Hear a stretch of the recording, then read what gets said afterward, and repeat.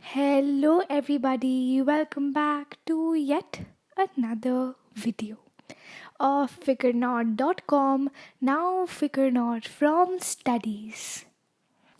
So, today we're going to be starting a brand new chapter of chemistry. We're going to be starting with the chemical bonding and the atomic structure chapter. That's the chapter number 4. So, page number 50, 51, 52, and 53 are out of the portions as of the syllabus, according to the ICSE board. That's exactly what has been formed to us until now.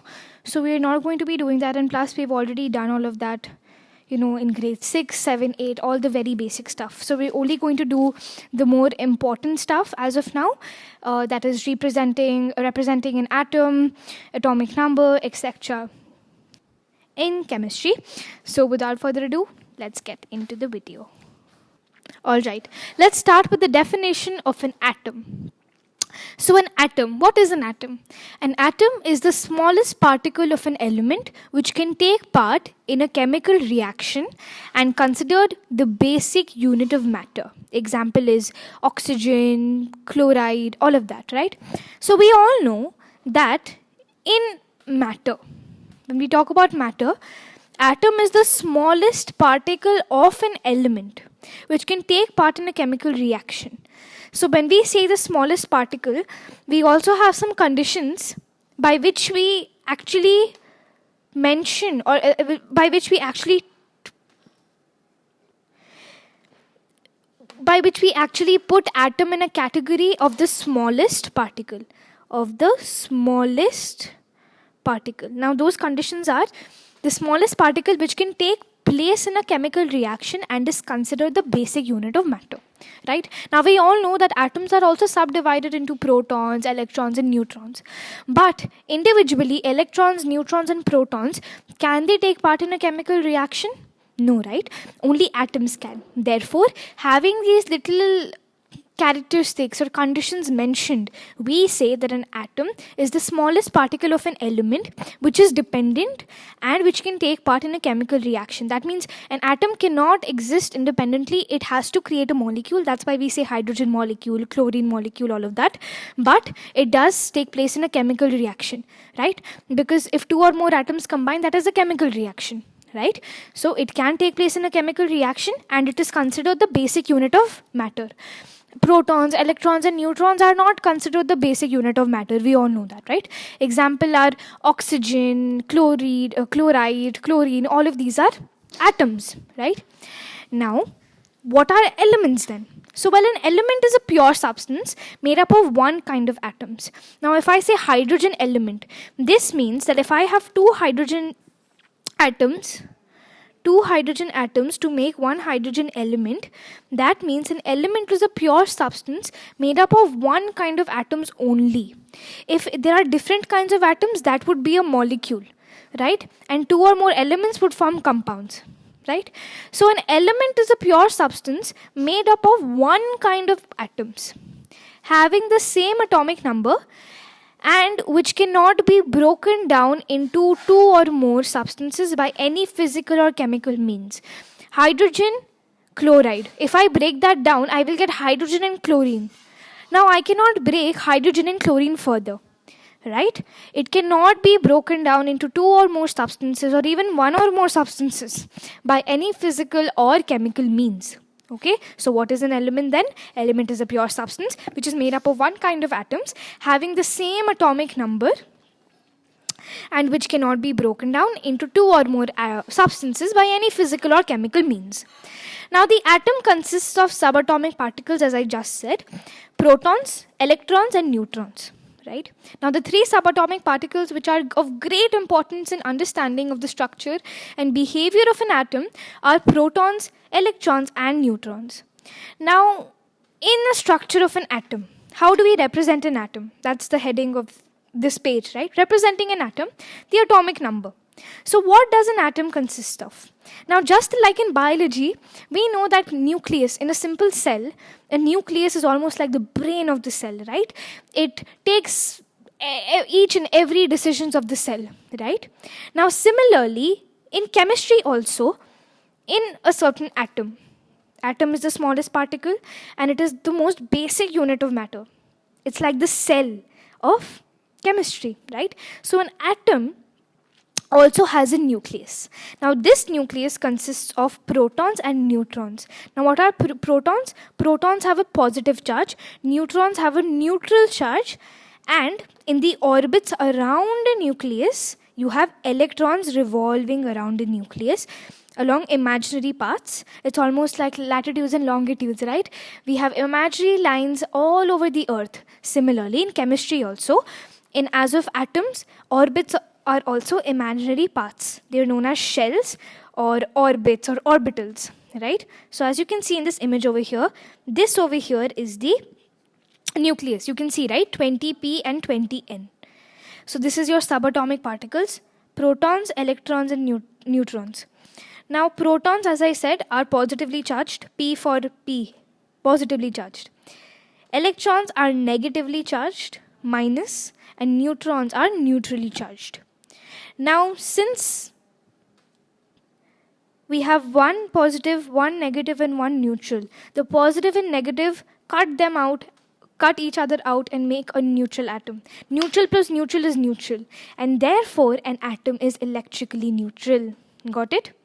Perfect. So what is the mass number of an atom? That's easy, right? Protons plus neutrons. And the atomic number of an atom will be the number of protons in a basic atom. Now, the atomic number.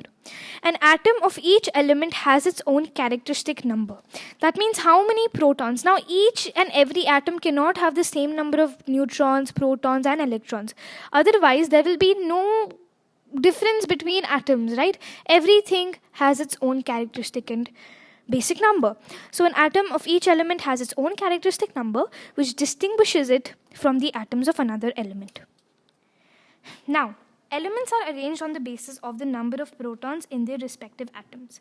This number is called the atomic number of the element and is denoted by Z. What is it denoted by? Z. So elements are arranged on the basis of the number of protons, and the atomic number is equal to the number of protons. Now, number of protons in an atom is always equal to number of electrons. So the atomic number can either be the number of protons or the number of electrons. Now, since neutral atoms of an element have the same number of electrons and protons, the atomic number is also equal to the number of electrons, just as I said, right? In the atom of an element, furthermore, the number of protons determines the positive charge of the nucleus in an atom. The value of the nuclear charge is equal to the atomic number of the element, right? So the atomic number Z of an element is the number of protons in the nucleus of an atom, electrons in the complete atom, and the positive charges in the nucleus of an atom. Very easy. That is your atomic number. Now let's represent an atom. That's the mass number.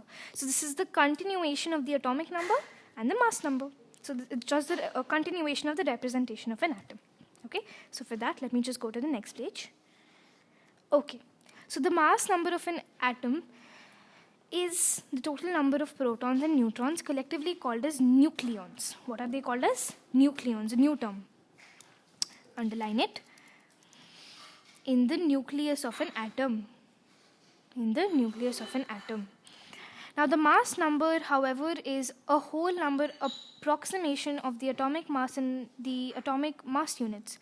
So since the mass of the proton as well as the mass of the neutrons is approximately equal, that is 1 AMU.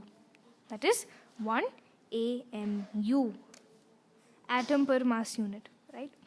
So what they're saying over here is the mass number, however, is the total number of approximation of the atomic mass in the atomic mass units. Atomic mass units. AMU is nothing but atomic mass unit, right? So since the mass of the proton as well as the neutron is approximately equals to 1 AMU and the mass of the electrons is negligible, hence the mass number is slightly less than the atomic mass. So the mass number of an element is the total number of protons and neutrons in the atom of an element. It's the total number of protons and neutrons. And the atomic structure of an element would be deduced from its atomic number and mass number. Easy. Done. So again, protons and neutrons in the atom of an element is your mass number. The atomic structure of an element deduced from its atomic number and mass number. How? From its atomic number, you can make out the number of protons, right? Now, mass number minus atomic number would give you the number of neutrons, and the atomic number is also equal to the number of electrons. Therefore, you have the atomic structure in front of you. So as you can see over here, element, this is how you represent it. A is Z and that's X. X, Z is your atomic number, A is your mass number. Atomic number is number of protons, number of electrons. Mass number is number of protons plus number of electrons. Now this is OR. You're not adding it, it's just OR. Number of protons or number of electrons, because both of them are same. That is what makes an atom electrically neutral, right? Now conclusion is atomic number, mass number, number of neutrons. Atomic number equals to P equals to E. Mass number equals to N plus P. Number of protons equals to A minus Z. Basic common sense that I just told you 2 minutes ago. Fine. Atomic number equals to P equals to E equals to 9. So as you can see over here, for any element X, over here, what is given? 9 is the atomic number and 19 is the mass number. So from here, how do we find the protons and neutrons and the electrons? So clearly the protons is 9 and the electrons is also 9. 19 minus 9 is 10. Therefore, the atomic number is 9, mass number is 19, number of neutrons is 10, then number of protons is 9 and number of electrons is 9. Easy? Very easy, no? Very good. Now, let's talk about electrons in general. Now we were talking all about protons. Protons was the start in whatever we did until now. So let's focus on electrons as well a little now, all right? Now, how are electrons necessary in a cell?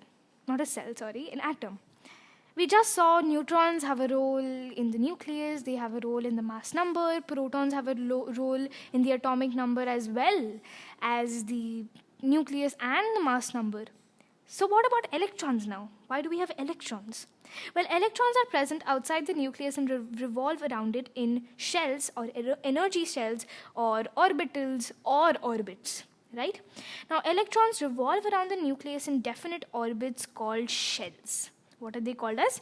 Shells.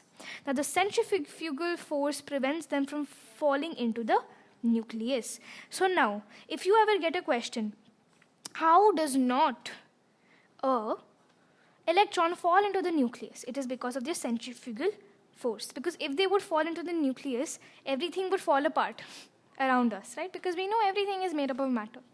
Right? Now the shells are called as energy shells, since while revolving in a shell, an electron possesses a certain amount of energy. Now the shell closest to the nucleus is called as the K shell. That's the first shell. So this is how a basic atom looks like. This is your nucleus, and this purple over here, what I'm drawing, this is the atom. Several shells. So we know that these cells, these cells that we see over here, we all know that they are imaginary, right? They're imaginary. So the electrons could easily fall. So again, this is where the centrifugal force comes in.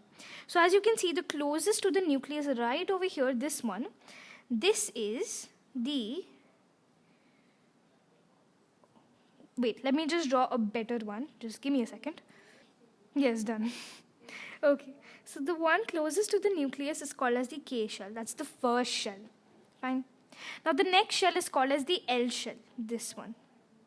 This is called as the L shell. Now the third shell is called as the M shell. And then the fourth is N, and then so on and so forth. So the electron has minimum energy in the first shell. And then the energy increases as the shell goes more and more away from the nucleus. Now, representing an atom of an element, electrons continued on the next page. So let me quickly go on to the next page. Okay, representing an atom, electrons continued. Electrons. So distribution of electrons, electronic configuration. So the energy levels that you see in the orbits or the energy shells or the orbitals or the shells, anything at all, they keep on increasing as they go away from the nucleus, as we just read. right? And the distribution of electrons on these basic structures are called as the electronic configuration of the cell. Now, the electrons are distributed in cells or fixed orbits. So for the people who were thinking, hey, electrons do nothing in a cell, well, they actually have a lot of work. Electronic configuration refers to the distribution of electrons in different shells. Each shell has a limited capacity to hold electrons. Like if we go, there are certain rules. For example, you have the octet rule, all of these rules, right? Now these rules have their own rule or law that tell how much a particular shell can fit in. For example, the K shell can fit in 2 electrons. Then the M shell can fit in more. And then just like that, it keeps on going and going and going. Right? So the electronic configuration refers to the distribution of electrons in different shells, and each shell has a limited capacity. And each electron tries to occupy the shell which has minimum energy. Each electron tries to occupy a shell which has minimum energy. Everyone, the first shell at least will almost every time it will be filled, in most cases. Right? And the problem of distribution of electrons in various shells were solved by Bohr and Bury, and gives the distribution of electrons in various shells. So let's look at some factors which govern the distribution of electrons. There have to be some factors on which we say that these electrons are distributed, right? So what are these factors? Well, the maximum number of electrons in each shell of the atom. The maximum number of the electrons which can be represented or can be present in any shell of an atom is given by or represented by a formula, 2n squared, where n is equal to the number of the shell as counted from nucleus. So what they're trying to say over here is the maximum number of electrons in a certain shell. The maximum number of electrons in a certain shell can be represented by the formula 2n squared. 2n squared. 2n squared. Where n is the number of shell as counted from the nucleus. So K shell is number 1, L shell is 2, M shell is 3, N shell is 4. So as you can see over here, 2n squared. So the first shell is 1 squared, second shell is 2 squared, third shell is 3 squared, and fourth shell is 4 squared. So the maximum number of electrons in each shell is 2, 8, 18, and 32. Now electrons in the outermost shell. Now the outermost shell cannot have more than 8 electrons. The penultimate, that's the second last shell, cannot have more than 18 electrons. Okay? And a new shell is formed as soon as the outermost shell attains 8 electrons, because it cannot have more than 8 electrons. But the second last shell can have 18 electrons. Right? They cannot have more than 18 electrons, but they can have 18 electrons. Now let's take an example of calcium. A very basic example. Calcium is 40, 20 C, as you can see over here. So 40 is your mass number, 20 is your atomic number, right? This means 20, 20, 20. 20 electrons, 20 neutrons, 20 protons. Everything is equal. So atomic number is 20, mass number is 40. Electronic configuration, what will it be? 2882. Now look at this. 16 plus 2, 18. 18 plus 2, 20. Now how did they do this? Atomic number equals to 20. Mass number equals to 40. Electrons equals to 20, protons equals to 20, neutrons equals to 20. So as per rule 1, max number of electrons in the first shell is 2. Right? So we'll put 2 over there. Then L shell is, the outermost shell cannot have more than 8 electrons. So we'll do 2, 8. And the last shell is, it has 10. That's not possible, right? Because we said the last shell cannot have more than 8 electrons. So what do? We put 2 shell in the, 2 electrons in the N shell, right? So our electronic configuration becomes 2882. And over here, this is also where valency comes in. From the N shell, what is easier, to add 6 or to minus 2? To minus 2, right? So when we minus 2 electrons, you have plus 2 protons. That means the valency of calcium clearly becomes Ca2+. Very easy, right? And that is exactly how your configuration works. Hope you all understood everything. Now let me just show you this atomic diagrams. You guys can go through all of them. It's very easy, okay? All right, so this is how it looks. Representing an atom, that's the atomic diagrams. For the first 20 elements, this is how it looks. As you can see, fluorine is given over here, neon is given over here, all of these. So just go through them. Very easy. If you have any doubts, post it in the comment section below, all right? Again, this is the representation, but this is in the word form. The other one was more of a, a diagram-based one, but this is more of a written-based format, right?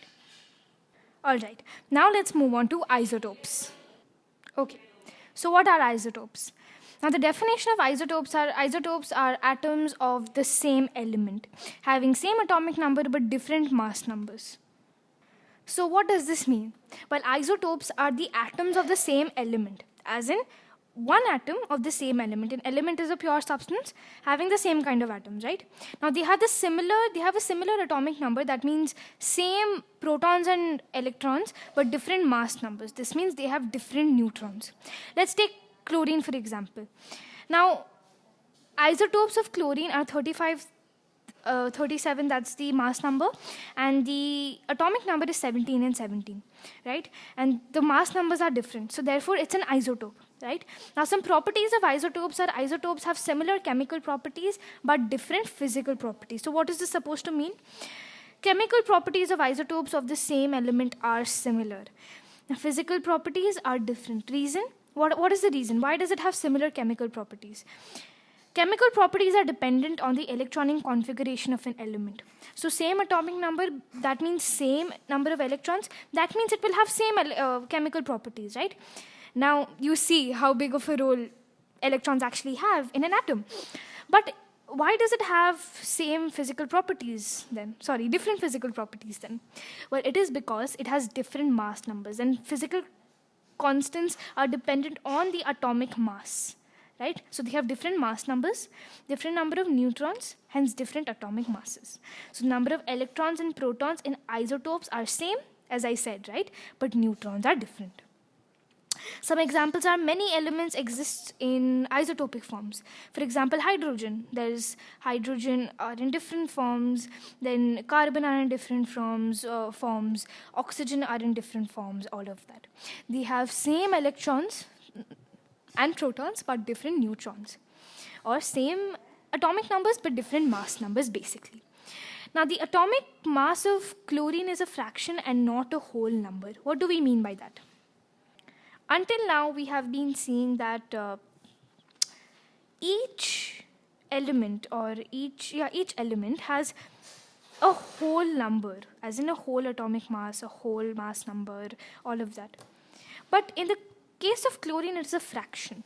Well, the atomic mass is the ratio of the mass of the average of all isotopes of an element to the mass of 1/12 of the carbon atom. Chlorine exists in the form of two isotopes. Approximately one atom out of the four is of 3717 Cl.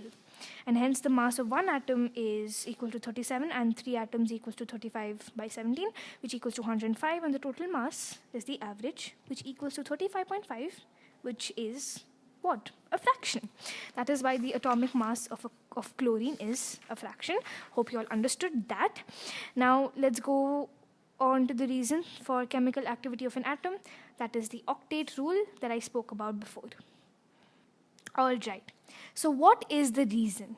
Well, noble gases have stable electronic configuration. That is, their valence shell is complete. They do not gain or lose or share of electrons, and therefore their valency is zero, right? Their valency is zero because they don't gain nor do they lose any electrons. Their atoms are extremely unreactive. Now, noble gases, they're noble, right? Noble people, they're not reactive. Exception is helium. They have 8 electrons in the outermost shell, and this arrangement is called as octet. Helium has 2 electrons in the outermost shell.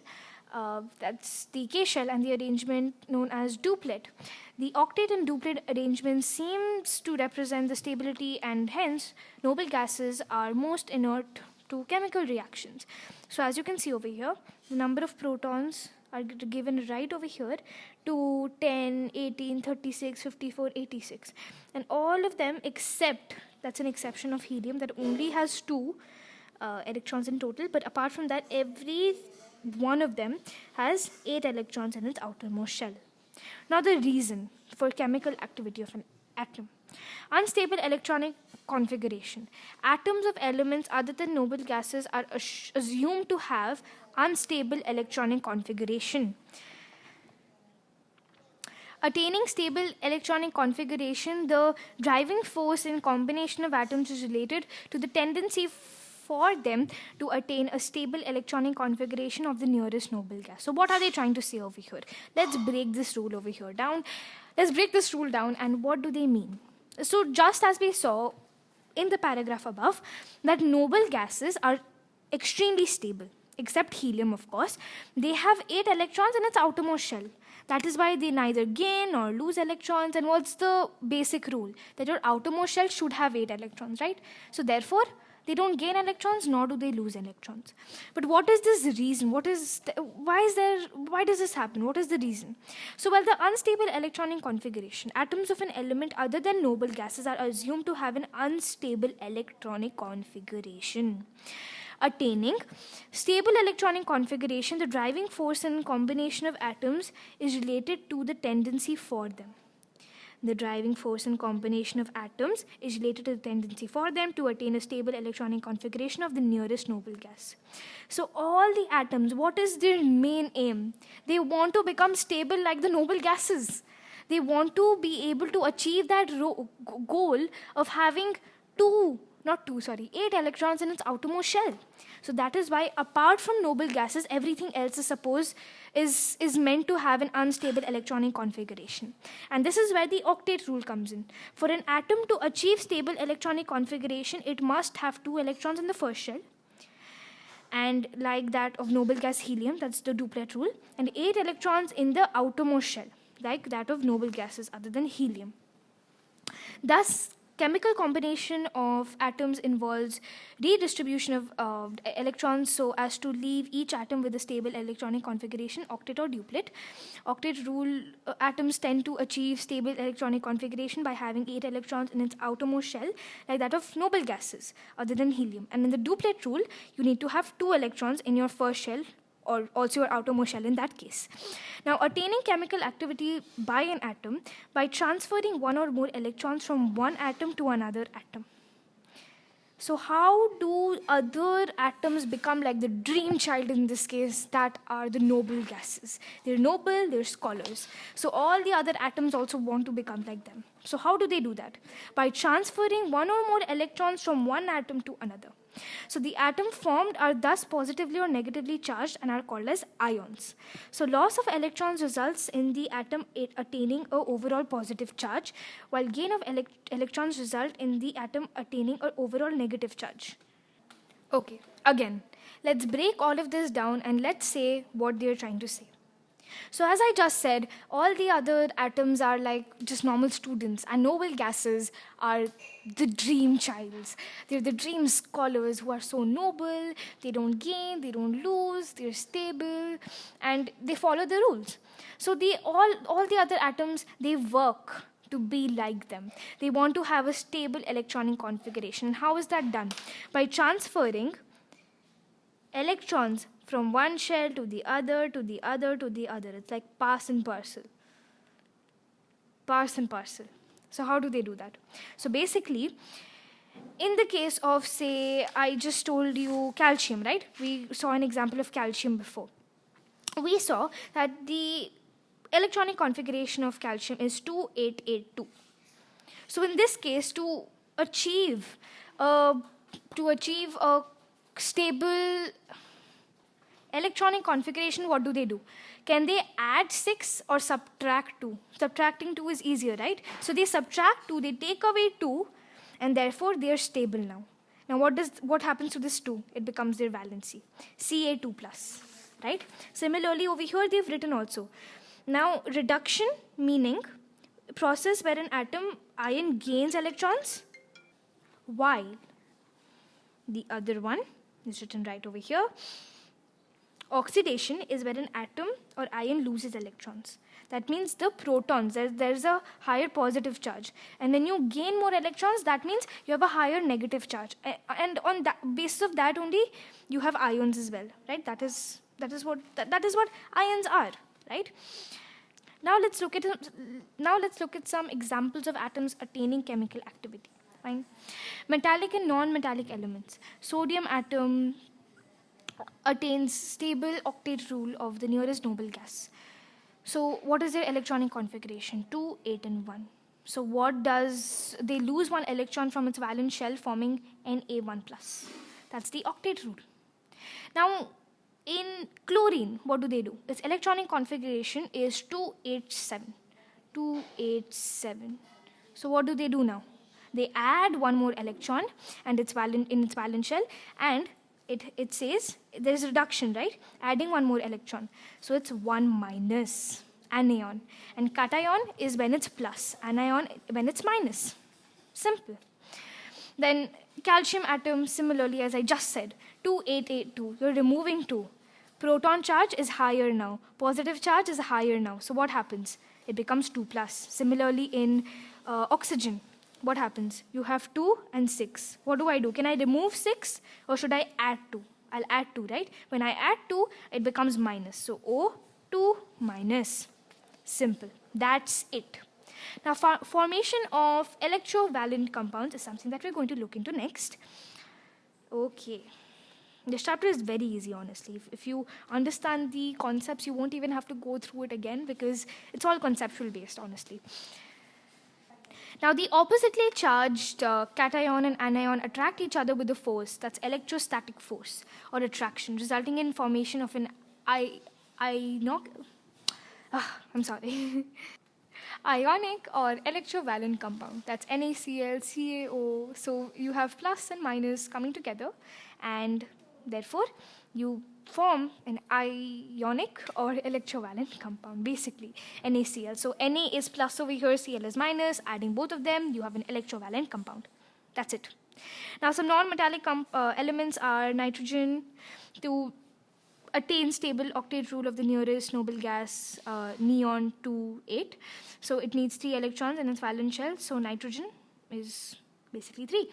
Then hydrogen, it has the duplet rule. It just needs one more to reach its electronic configuration. So it wants to become, it's like its ideal is helium. So hydrogen's ideal is helium. So it takes care, it basically follows the duplet rule by which it adds one more, and that is what hydrogen becomes like. All right, so the formation of covalent compounds, as you can see over here, nitrogen or hydrogen shares electronic pairs, resulting in the formation of molecular or covalent compounds. So they share electron pairs, and they form all of this. Perfect. So with this, we come to an end of our chapter. I hope you all understood each and everything. If you have any doubts, post it in the comment section below. I'll be more than happy to solve them. And I'll see you guys next time. Bye.